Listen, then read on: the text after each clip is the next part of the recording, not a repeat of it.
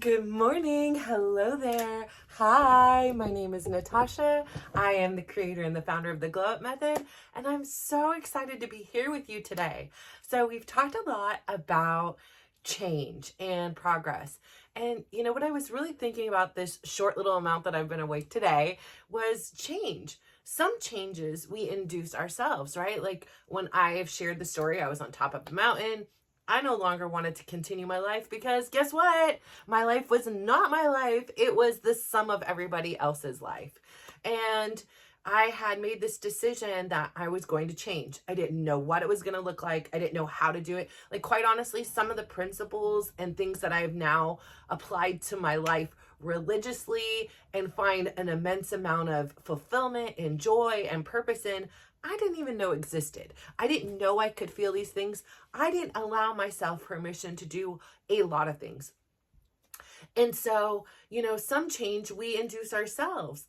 However, there's always change that happens just by lifing, relationships end, people pass on, jobs, have, changes in your career. Like, there's so many things that come at us in a day-to-day thing that we can't prepare and be ready for everything. And so being willing and open to accept the change is such a beautiful gift to yourself. Why? Because sometimes we often fear the change, right? Like, okay, where I live, I rent. And for so many years, I was like held hostage by, what if they sell their house? What if they increase the rent too much that I can't afford it? What if they do this and this? And I was like held hostage by my fears and this possibility of change. And I have this tendency in me, especially the previous versions of me, to really be loyal to a fault. So again, I stuck with a lot of things and jobs, relationships, activities out of loyalty. That's what I knew. And part of my identity, part of what like was really proud was I was like loyal, and I'm loyal to a fault. And that was like, one of the top things that I would use to describe who I was. If somebody said, "Who are you?" Like, what are your, what are 5 things about you? And I'd be like, I'm loyal to a fault. And I really do believe that loyalty has a value. I'm not saying that being disloyal is the way to go. I'm just saying is I was so loyal and so convinced that the decisions, the actions of a teenager or an early 20-ager, or a 30-ager, or guess what, even a 40-something-year-old woman, like I was so convinced that whatever those decisions were what was set in stone, and things were not allowed to change, even though it felt terrible inside. And so there was often this struggle inside that I didn't really realize was happening because I didn't understand that there was like, like a physical version of me. And then there was like this other like being and force inside me that was wanting to contribute to the direction of my life. And releasing this notion that I was loyal to a fault took a real long time. I struggled for years now, prior to my, like I feel like I need to do like a like kind of like, like AD and BC, like, after death and before Christ, like before awakening. And, now, so like I'll use the pandemic as a threshold. Like that's a good thing because things started really ramping up, in that lockdown period, which for me living in the United States, living in California, living specifically in the Bay Area, was extremely locked down. It took everything in a way out of the way. And all these things that I had as excuses, as distractions, as, things that I thought just had to happen as a mom, as a woman, as, you know, a business owner. It kind of stripped all those things from me and everybody else, but me specifically. And I really leaned into that experience, partially because I was going to go insane. I had 4 kids. I had 1 return from college, 1 who was supposed to be going to college. I had 2 middle schoolers. This was a tough time.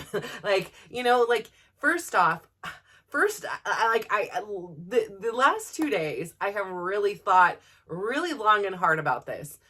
How ironic life can be sometimes. So as my kids were little and growing up, you know, there were so many moments that were just beautiful, right? We were players. Like, we always had toys and games and collaboration between each other. It would be, you know, I would pull out the bins. I was very organized with their things and their toys. So I would do like a rotation so that they would stay entertained.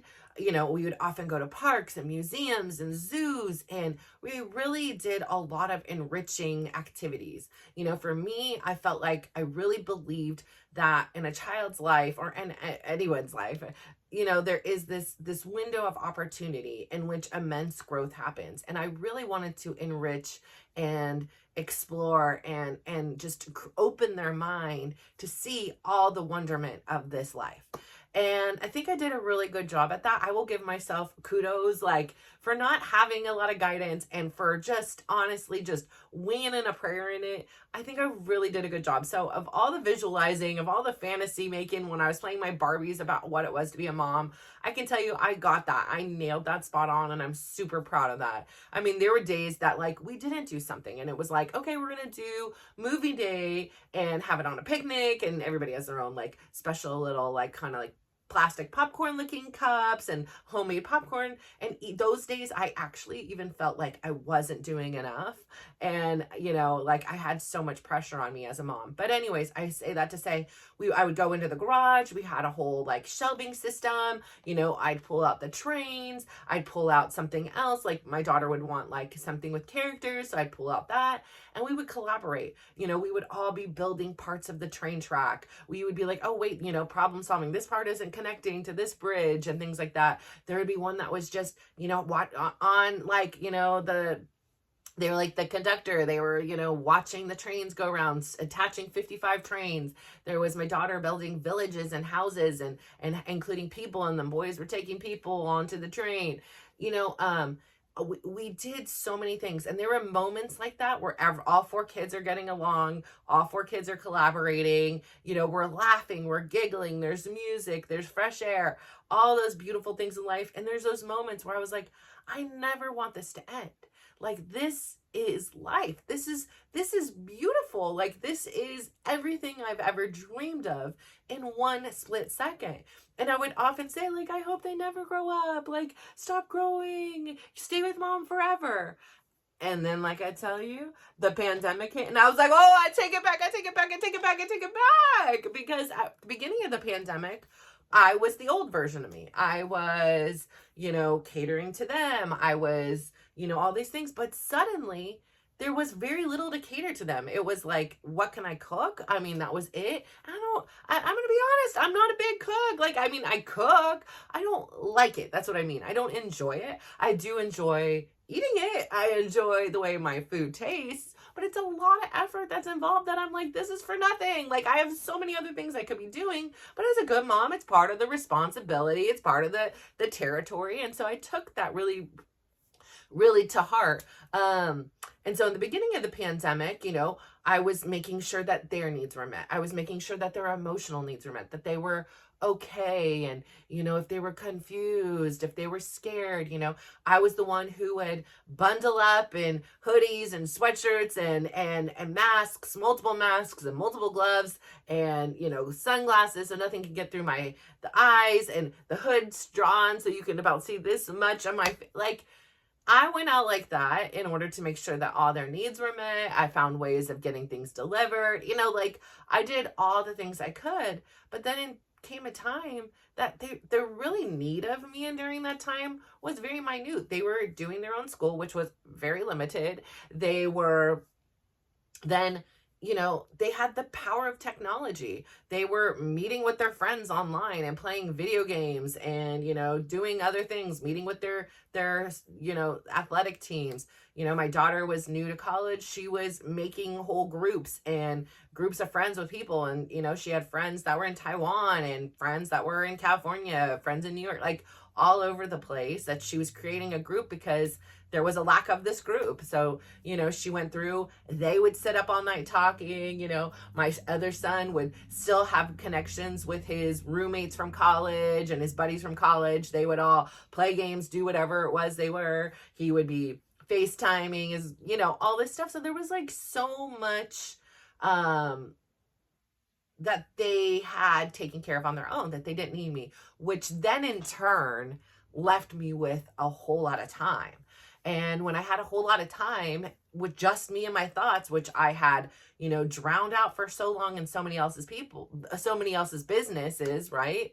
I was like, oh my, like, what is going on? And it really, the quiet and the stripping of everything that I was loyal to, everything I had convinced myself that this is what a good mom, this is what a good person does, everything that created the persona that was walking in this world, was basically stripped. They didn't need me to take them to practice. They didn't need me to, get them to school and back. They didn't need me to navigate being bullied in school. Like, they didn't need me in the same way.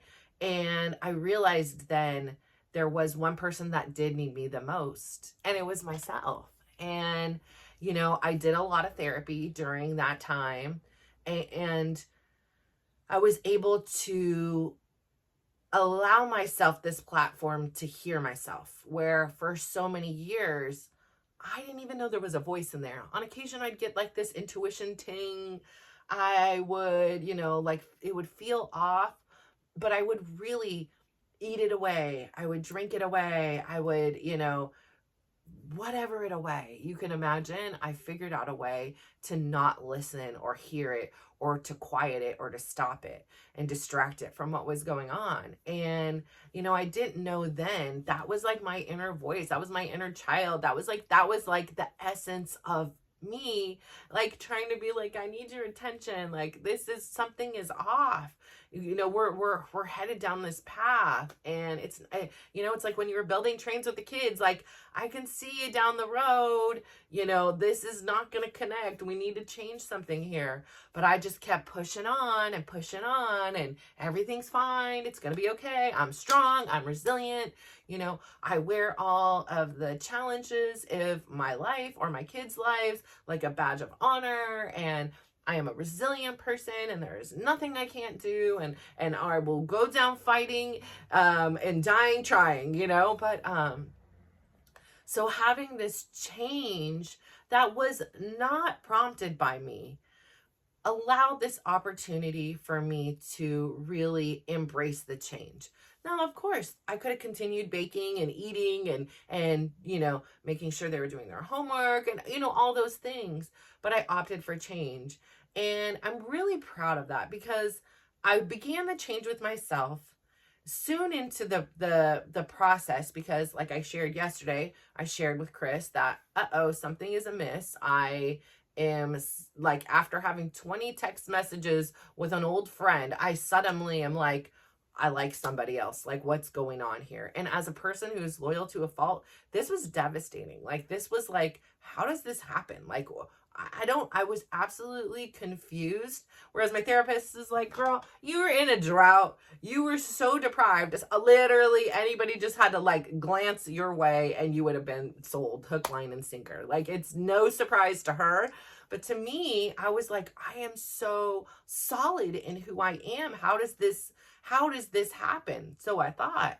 And, once I got the explanation, I'm like, I see. She's like, it's like, you're in a drought, you're in a desert, and you're thirsty, and you've been thirsty for a long time, and suddenly somebody gives you like a, little drop of warm water, and it's the best thing you've ever had in your life. And, that's exactly what it was. But that then opened the conversation, because I was really learning at that time how to be honest with myself, how to listen to what my experience was and not judge it. So like, before, if I would feel something, I'd be like, again, beating myself up. You're a loyal person. How dare you? Why did you send a stupid picture from when you guys were young kids? Like, what was your intention? What was your thought? Like, I knew my intention at the time was nothing. It was literally nothing. It was, I'm cleaning out the closets because guess what? I'm enduring the pandemic and I have so much time. I am now in the depths of closets and cleaning out crap we didn't need, don't touch, that got shoved in things. And I giggled and I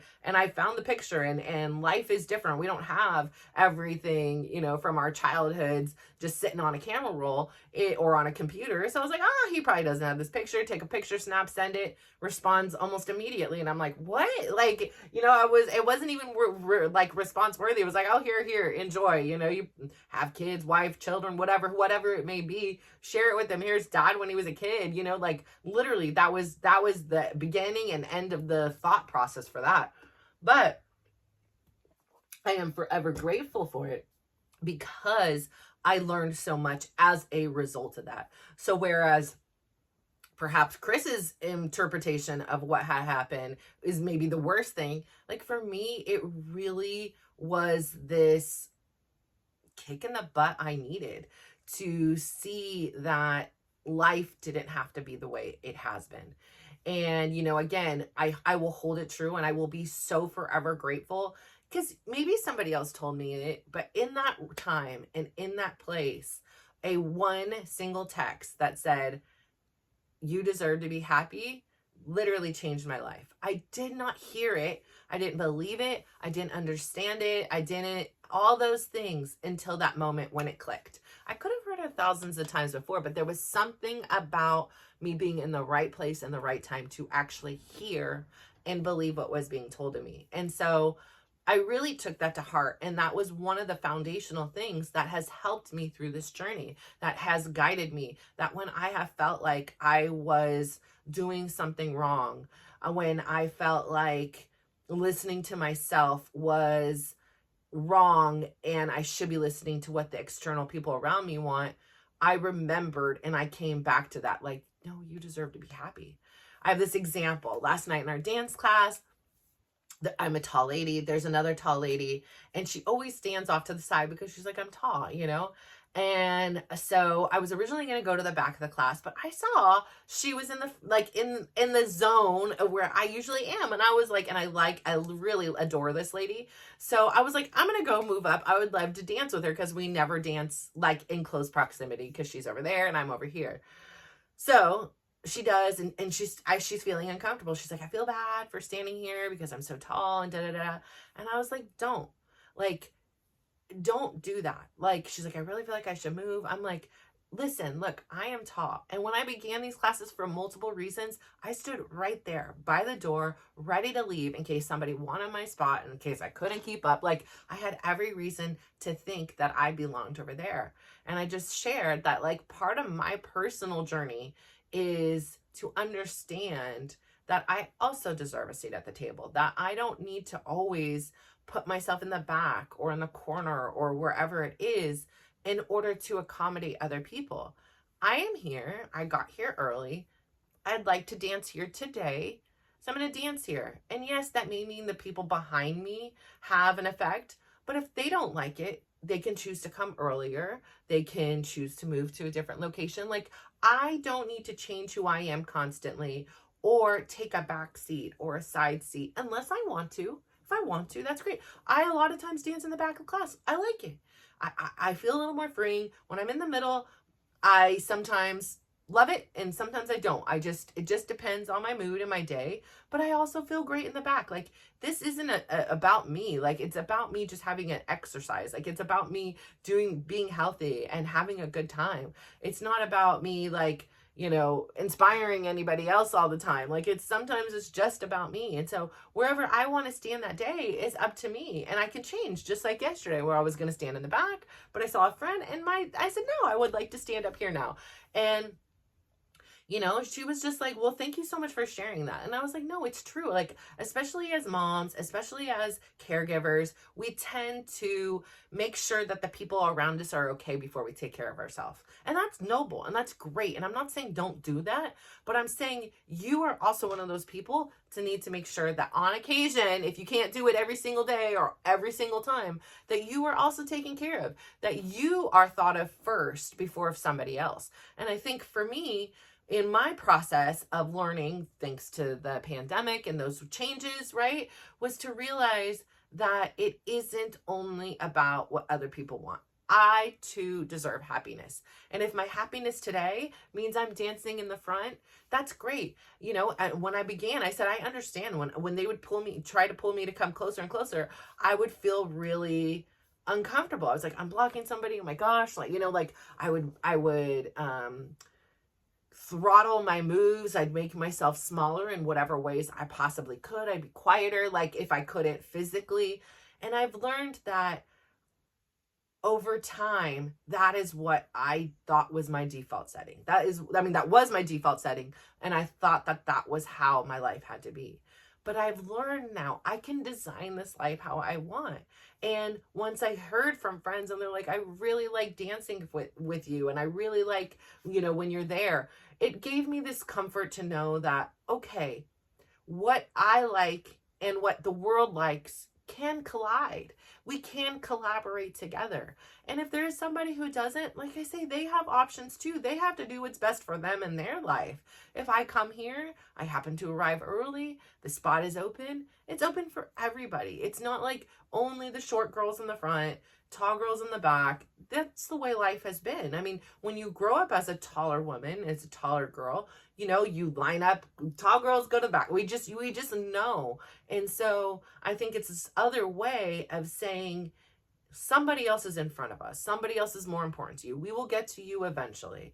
And unlearning that has been really critical in this journey because it's a challenge. Like there's times where that default setting is so embedded in me that I really want to be like, let me just sit back. And there's like almost this internal dialogue. And I know sometimes it kind of sounds like, okay, wait, you know, you only have one personality, right? Like I don't have multiple, but there's an internal dialogue that happens where it's like, no, wait, you can't. Like before, and it was just like that was the only way. And it was like I'd almost bully that internal voice and say, how dare you want to go in the front? You know you're tall. You know you belong in the back. Like, what's the matter with you? Be quiet. Da-da-da. We're going to the back and just suck it up and enjoy it there. You know, like that was the way I'd have the conversation with myself. And then I would feel terrible inside. And I wouldn't understand that there was this connection between the way I was speaking to myself, the choices I was making, and this horrific feeling inside of stress, anxiety, overwhelm, depression, just sadness, anger, resentment, like you name it, it was all bundled up. And I would want that pain to stop. So I'd eat, and I'd want that pain to stop. So I'd have sex. I'd want that pain to stop. So I would do anything and to indulge myself in social media for 20 hours, like straight without a break. You know, I would do whatever it was to try to alleviate it. And yet nothing ever stopped it. It maybe numbed it to where it didn't, it was like, whatever, there's a voice going on, I'm gonna hear it right now. But it was always there. And I'm here to say, for the most part, most minutes of my days now, I don't have stress. I don't have anxiety. I don't have all those things that I lived with in my default setting all day, every day, from the minute I woke up to the minute I went to sleep. And I feel so free, right? So I was going back to tell you about how I would wish my kids would stay here forever. And this is the part that made me giggle yesterday driving home from the gym. I was thinking about it and I was like, well, here we are. You know, be very careful about what you wish for in life because it just might come true. You know, I was thinking about how I have 3 adult children and I have one 16-year-old. And I was giggling because my 3 adult children, ironically, are all in Texas. One's in Houston. 2 of them are in Dallas because my one son won a trip. This is phenomenal. They're in an incredible hotel. They are like, shout out Gaylord Texan out there convention. Oh my gosh, my son was like, you should have been here, mom. Like, you know, like I'm gonna rub this in your face. And he's showing me these waterfalls and flora and all these things. He's like, it smells so good in here. And he was like, yeah, I'm working hard. This is the baseline, Mom. Like, so shout out to you. Shout out, even, sorry, Dallas Cowboys, because Niners, guess what? You didn't have any events like this, but, you know, for hosting my sons and taking care of them, making sure they got to the airport and got to your state. Shout out. Like, I hope they have a great time. They're going to a football game today and they get this whole on-field experience and everything, so shout out. And then I don't know what else they got going on, but anyway, so they made it. So I just had to giggle. It was like, especially that the two, my Brad and Dylan, are the ones that I have and they had needed, so I believed. Maybe they didn't. I just did a little enabling, but they were definitely the ones I coddle more. Tyler's got it together. Like, Karina, she may not have had it together, but she believed she did. So I had no choice but to let her think she had it together and just be like, but these two, really, I have over micromanaged. These are my confessions. Like, I still like over, like, yeah, I need to let go of those two. But anyways, you know, I do some with Tyler, but mostly he's got it. He doesn't need me the way the other two do. And I need to let them fall more. Yeah, for sure. I mean, I'm getting better, but yeah, anyway, that's a whole nother episode. Anyways, I started thinking about it and I was telling my youngest one, I was like, well, how does it feel? Like, you are like home alone with just both your parents. Like, isn't that crazy? And he happens to like also not be well right now, so we're not even seeing him. He's off in his room quarantined, so we don't get sick. But you know, and I thought to myself as I said it, I'm like, but this is the way it was kind of supposed to be, right? Like, if you live that normal life, you know, my oldest son would now, who's almost 25, would probably be off on an apartment of his own. My daughter just graduated college. She would probably be off on her own. You know, my other son just graduated high school. He would be probably off going to college. But yet here they all are. And we're in a really small house, which makes me feel very terrible because the accommodations are very tight here. There is not a whole lot of privacy. There is not a whole lot of, this is my space. So, you know, it's not like I've had like really good accommodations that they're coming back to. This isn't the Gaylord, Texas. Like, Texan.